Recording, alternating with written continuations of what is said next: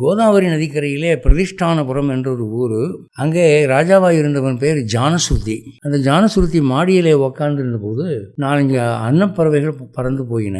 முன்ன போன 2 அன்னப்பறவைகள் ஜாலியாக சிரித்து பேசிக்கிட்டு போச்சான். பின்னால் வந்த அன்னப்பறவைகள், ராஜா ஜானசுருதி உட்காந்துருக்காங்க, நீங்கள் பாட்டுக்கு மரியாதை எல்லாம் போகிறீங்க, அவன் எவ்வளோ பெரிய ஞானி, நீங்கள் என்ன ஞானத்துக்கு என்ன மரியாதை கொடுக்குறீங்க என்று பின்னாலே வந்த அன்னங்கள் கோபித்தன. அப்போ முன்னால் போன அன்னங்கள் சொன்னதான், என்ன பெரிய பெருமை ஞானி வேணா, ரைக்கியனுக்கு ஈடாவானா, ரைக்கியன் அளவு பெரிய ஞானி ஆகிவன், இவனை நாங்கள் மதிக்க மாட்டோம் அப்படின்னு சொல்லிட்டு போய் ராஜாவுக்கு அன்னப்பறவைகள் நம்மளை அவமானப்படுத்திடுச்சேன்னு இல்லை, அவன் என்ன நினைக்கிற, யாரும் அந்த ரைக்கியன் என்னை விட பெரிய ஞானி இருக்கானாமே என்று சாரதியை கூப்பிட்டு, ரைக்கியன்னு ஒரு ஞானி இருக்கானா, தேடி கண்டுபிடிட்டானா. இவன் ஊரெல்லாம் அலைஞ்சு போய் கடைசியில் ஒரு வண்டியினுடைய நிழலில் அடியில் ஒருத்தன் உட்காந்துருந்தான். அவன் தான் ரைக்கியன்னு சொல்கிறாங்க ஊரில் இருக்கிறவங்கலாம். அங்கே போய், ஐயா அப்படி குப்பத்தட்டில் உட்காந்து கிடக்கிற, இந்த ஊர் ராஜா உன்னை பார்க்கணுங்கிறாரு, ராஜபோகமாக வாழலாம், என் கூட வா, நான் ராஜாவை கூட்டிகிட்டு போகிறேன், ஜானசுருதி உன்னை பார்க்கணுங்கிறாரு அப்படின்னோடனே அவன் சொன்னான், எனக்கு தேவை என்று ஒன்றுமே இல்லை, நான் தேவைகளை கடந்தவன், நான் ரொம்ப மகிழ்ச்சியாக இருக்கேன், நான் எந்த ராஜாட்டையும் வரமாட்டேன், போய் சொல்லு உங்கள் ராஜாட்ட என்று சொல்லிவிட்டான்.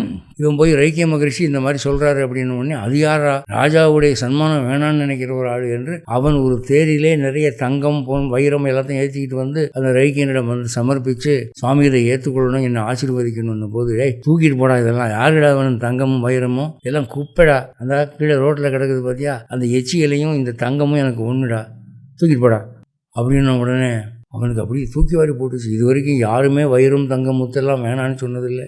இவன் குப்பைத்தொட்டியில் கிடக்கிறானேன்னு இறக்கப்பட்டு கொண்டு வந்து கொடுத்தா இவன் எப்படி சொல்கிறானேன்னு. அப்போ வந்து அவங்க 2 பேரும் பேசிக்கிட்டு இருக்கிற போது வானத்தில் 2-3 தேவர்கள் போகிறார்கள்.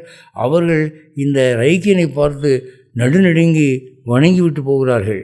மன்னன் பார்த்தான், சுவாமி உங்களுடைய தவத்தின் பெருமையின் காரணம் என்ன, நீங்கள் செய்த புண்ணியம் என்ன என்று கேட்டபோது ரைக்கியன் சொல்கிறான், பகவத்கீதையினுடைய 6வது அத்தியாயத்தை நான் தினம் பாராயணம் பண்ணுகிறேன், அதை நீயும் பாராயணம் பண்ணினா நீயும் இந்த மாதிரி ஆவ என்று சொன்ன உடனே, எனக்கு நீங்கள் உபதேசம் பண்ணணும் என்று மன்னன் கேட்க, மன்னன் ஜானசுருதிக்கு அந்த ரைக்கியன் 6ஆம் அத்தியாயத்தை உபதேசம் பண்ணினான்.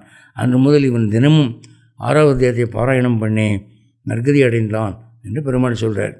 அதனால் பெரிய தவ வலிமையெல்லாம் எனக்கு வேணும், அஷ்டமாசித்தியெல்லாம் எனக்கு வரணும்னு நினைக்கிறவங்க பகவத்கீதை 6வது அத்தியாயத்தை பாராயணம் பண்ணுங்கோ, இல்லாட்டி பிறர் பாராயணம் பண்ணதை கேளுங்கோ என்பது கருத்து.